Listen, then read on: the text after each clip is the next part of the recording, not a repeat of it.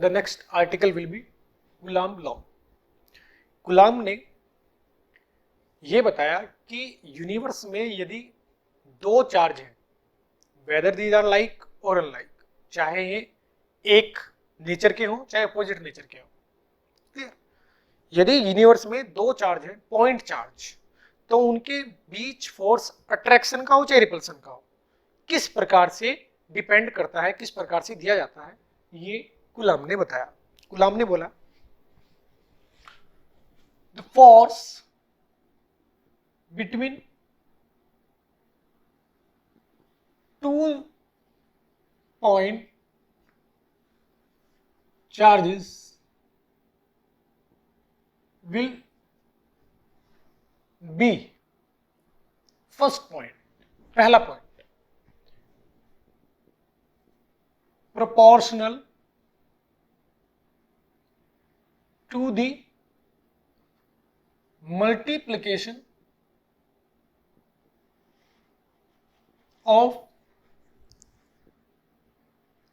magnitude of charge। Second बात, inversely proportional,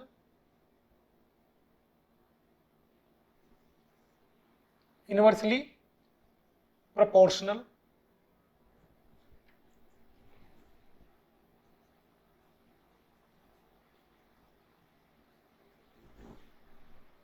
inversely proportional to the square of the distance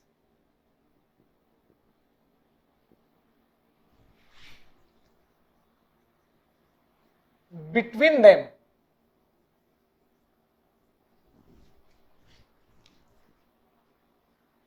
third point, it will always be along the line of joining of given two charges। Clear? It will always be along the line of joining of given charges। Clear?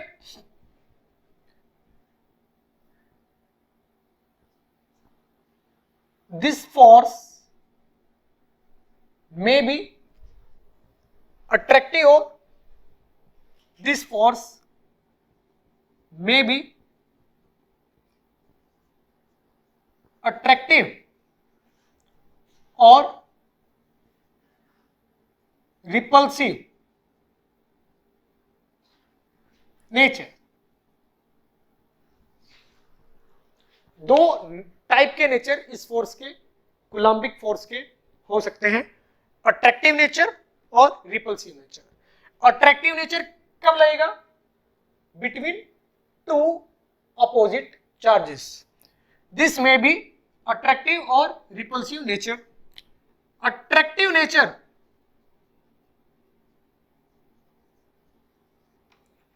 will be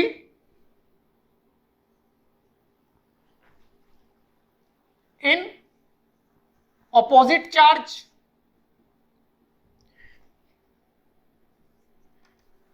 repulsive nature will be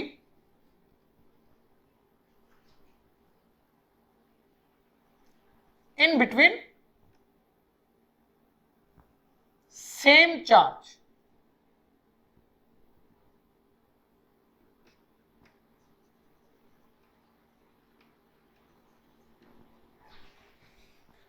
clear? तो ये coulomb की बातें हैं, और साथ ही साथ में एक पॉइंट और है, important point, this force does not depend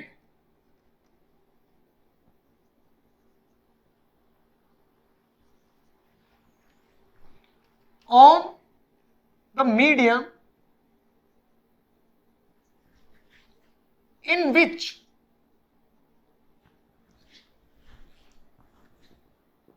given charges are situated. Clear? ये इंपॉर्टेंट पॉइंट है. This force does not depend on the medium in which given charges are situated. Clear? ध्यान से देखें हर एक पॉइंट, इस पर क्वेश्चन बनते हैं. हर एक पॉइंट को मैं अब यहां फॉर्मुलेट करने जा रहा हूं. अकॉर्डिंग टू दिस, इसके अकॉर्डिंग हम बोल सकते हैं कि यदि ये एक पॉजिटिव चार्ज है Q1, पॉइंट चार्ज, ये दूसरा चार्ज है पॉइंट चार्ज Q2, इनके बीच की डिस्टेंस R, तो ये इस पर और ये इस पर लाइन ऑफ जॉइनिंग, ये लाइन ऑफ जॉइनिंग के अलोंग रिपल्सिव फोर्स, रिपल्सिव यानी एक दूसरे से दूर की ओर, क्योंकि दोनों पॉजिटिव है, फोर्स लगाएंगे. इसको बोलूंगा मैं इलेक्ट्रोस्टैटिक फोर्स. ये जो शब्दों में मैंने आपको यहां बताई चीजें, वो अब मैं मैथमेटिकली आपको बताने की कोशिश करता हूं.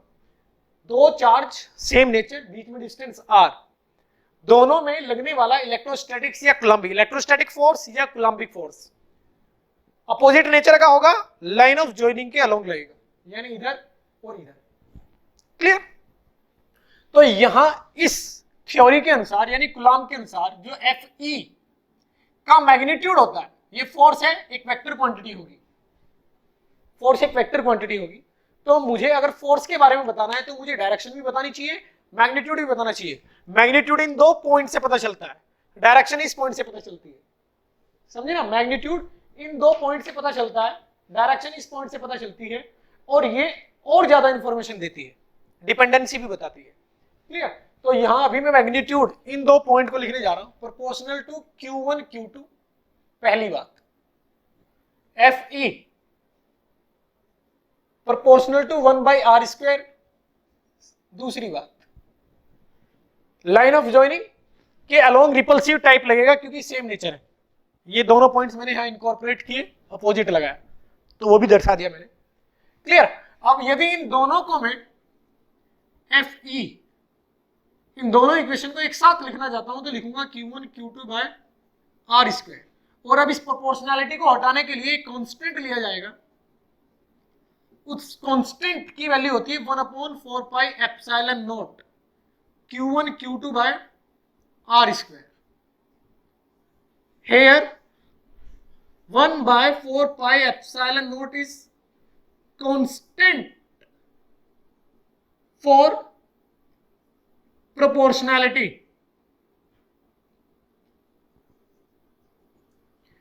And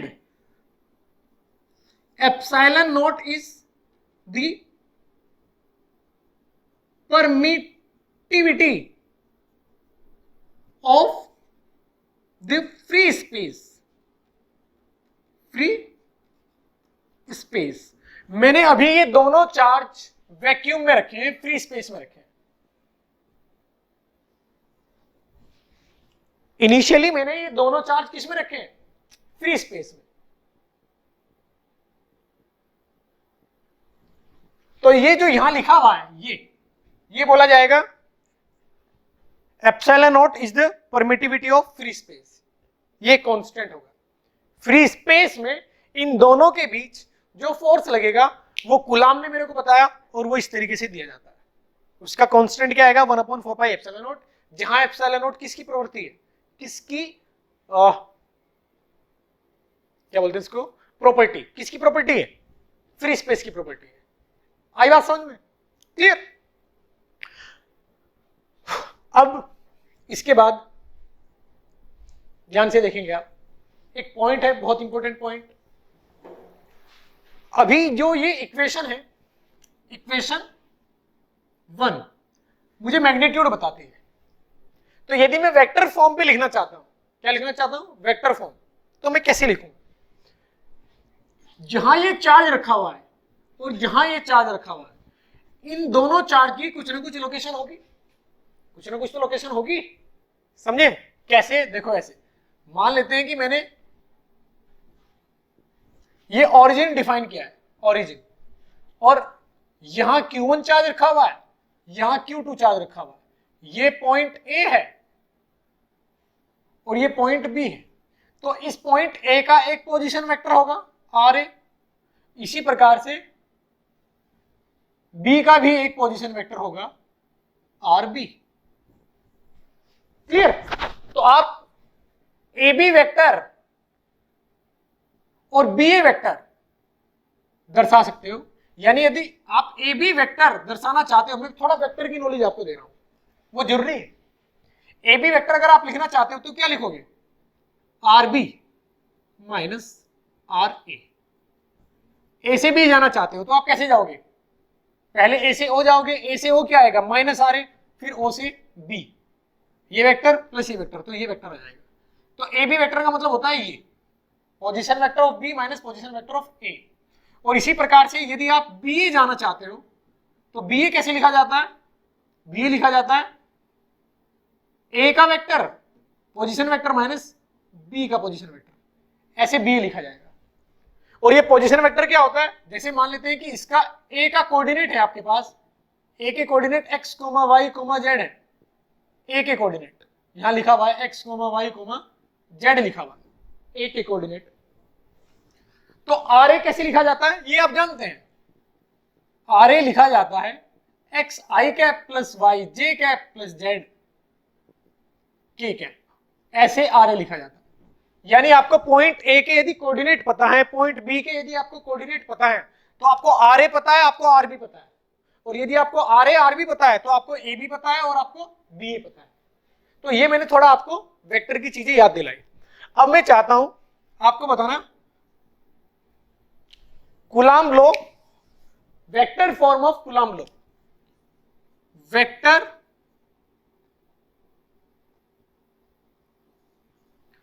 form of coulomb law.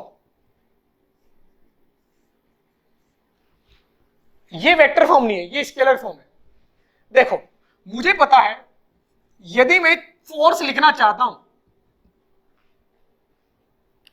Q1 की वजह से Q2 पर, Q1 की वजह से Q2 पर फोर्स लिखना चाहता हूं तो कैसे लिखा जाएगा? Q1 की वजह से Q2 पर फोर्स आएगा ये, इसकी डायरेक्शन किधर है? A to B, और इसका मैग्नीट्यूड कितना है ये।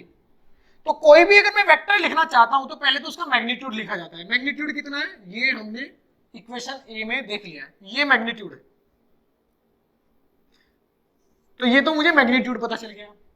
अब मुझे वेक्टर दर्शानी है, यानी इस वेक्टर की डायरेक्शन यहां लिखनी है, क्योंकि किसी भी वेक्टर को अगर मैं दर्शाना चाहता हूं तो उसका एक मैग्नीट्यूड होता है, उसकी एक डायरेक्शन होती है। अब ये डायरेक्शन कौन सी डायरेक्शन है? ए बी डायरेक्शन, तो मैं लिखूंगा A B upon A B का मोड, क्योंकि डायरेक्शन में हम सिर्फ यूनिट वेक्टर लिखते हैं, तो यहां आएगा यूनिट वेक्टर। किसका यूनिट वेक्टर? ए बी का यूनिट वेक्टर। अब इसको और कैसे लिखा जा सकता है अच्छे से? देखो इसको कैसे लिख सकता हूं मैं, इसको लिख सकता हूं 1/4 pi epsilon not Q1 Q2। R क्या है? दोनों के बीच की डिस्टेंस, दोनों चार्ज के बीच की डिस्टेंस है, यानी AB का मोड है, AB का मोड है यानी R, क्योंकि AB क्या आएगा? AB के बीच की डिस्टेंस वो क्या है? R, तो ये क्या है? R, तो नीचे क्या आ जाएगा? R cube. इस AB को इसके साथ मैंने मर्ज कर दिया क्योंकि ये AB R ही है। अब यहां क्या लिखा जाएगा? यहां लिखा जाएगा A to B। तो यदि आप Q1 से Q2 पे वेक्टर फॉर्म लिखना चाहते हो तो क्या लिखोगे? 1/4 pi epsilon not Q1 Q2 by R cube into ये वेक्टर AB। और यदि आप Q2 से Q1 पर फोर्स लिखना चाहते हो तो कैसे लिखोगे? 1/4 pi epsilon not magnitude Q1 Q2 नीचे R क्यूब, ये आएगा मैग्नीट्यूड इनटू BA। क्या जाएगा? BA, क्योंकि Q2 से Q1 पे फोर्स इधर लगेगा BA डायरेक्शन में, मैग्नीट्यूड सेम होता है इस वाले फोर्स का, इस वाले फोर्स का। Q1 Q2 पर जितना रिपल्सिव फोर्स लगाता है उतना ही Q2 Q1 पर रिपल्सिव फोर्स लगाता है। Same direction same opposite direction same magnitude, opposite direction same magnitude. यहां कौन सा लॉ एग्जिस्ट करता है? Newton's third law. अगर मैं कहता हूं कि ये एक्शन है तो इसका रिएक्शन ये है, और यदि ये एक्शन है तो इसका रिएक्शन ये। Different body opposite direction same magnitude, ये होते हैं एक्शन रिएक्शन पेयर। तो इसको आप बड़े अच्छे से समझना। देखो एक बार इसको ध्यान से। अब कुछ एग्जाम्पल आपको वेक्टर फॉर्म के लिए सॉल्व कराता हूं, समझे? वेक्टर फॉर्म ऑफ कूलम्बिंग लॉ पर कुछ एग्जाम्पल कराता हूं, देखेंगे आप ध्यान से।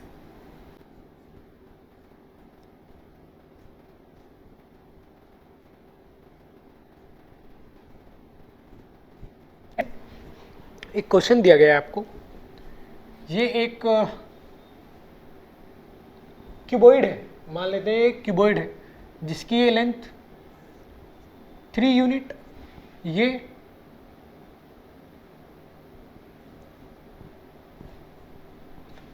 2 यूनिट और ये 1 यूनिट है। क्लियर? आपको दिया गया है कि एक चार्ज जो है वो रखा गया है ओरिजिन पर। 5 कूलम्ब का एक चार्ज ओरिजिन पे रखा हुआ है और एक 10 कूलम्ब का चार्ज इस पॉइंट पे रखा गया है। ये पॉइंट O है और ये पॉइंट A है। क्लियर? और एक चार्ज यहां रखा गया है, कितने कूलम्ब का? B पॉइंट पर 20 कूलम्ब का चार्ज रखा गया है, 20 कूलम्ब। आपको बताना है first question, force on A point पे रखा चार्ज बाय O। एक तो ये आपको वेक्टर फॉर्म में आंसर देना है, पहला क्वेश्चन। दूसरा क्वेश्चन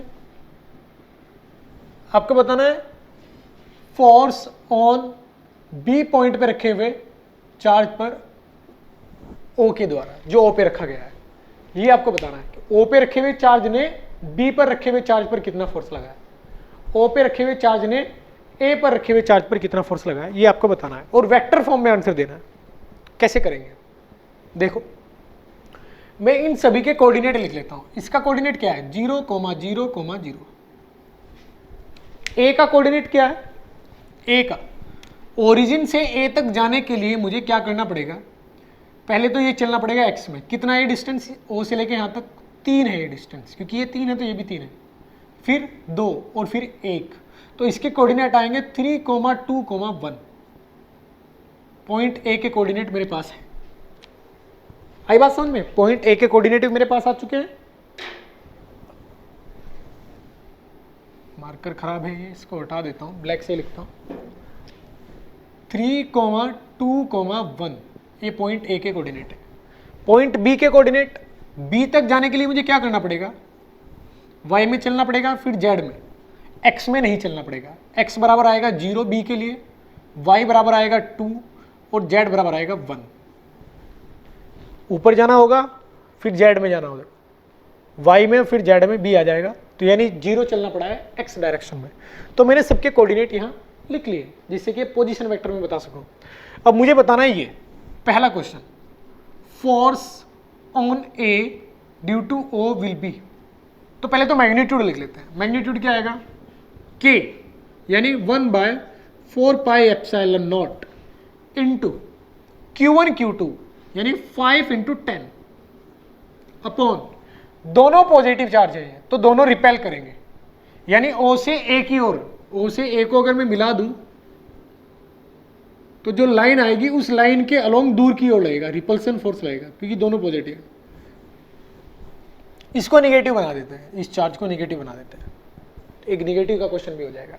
क्लियर? तो 5 × 10, बीच की डिस्टेंस क्या आएगी? OA।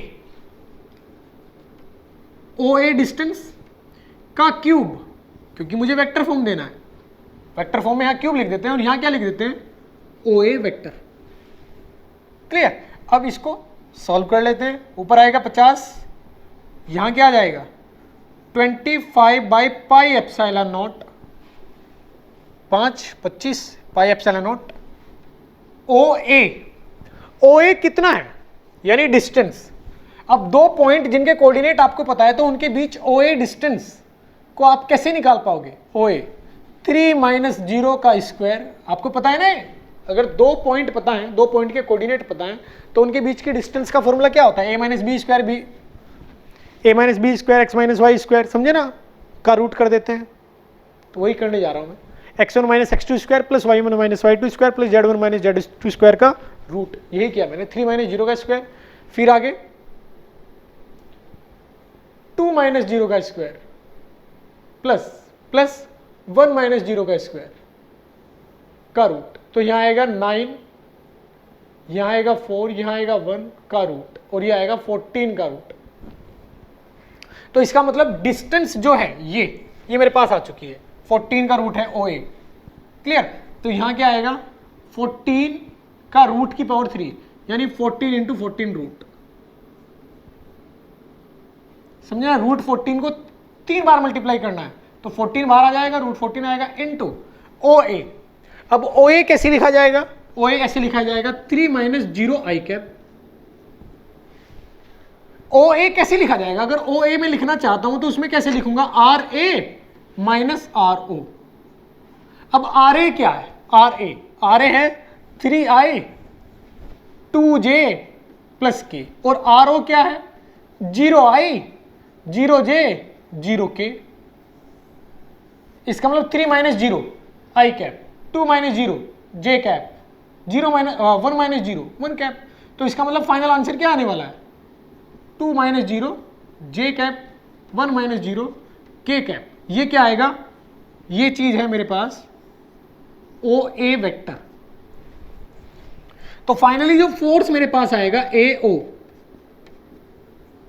मतलब ए पर फोर्स ओ के द्वारा, वो क्या आएगा 25 by 14 pi epsilon not root 14 into 3i plus 2j plus k. अब देखो इसमें डायरेक्शन भी है, ये मेरा फाइनल आंसर आएगा वेक्टर फॉर्म, क्लियर।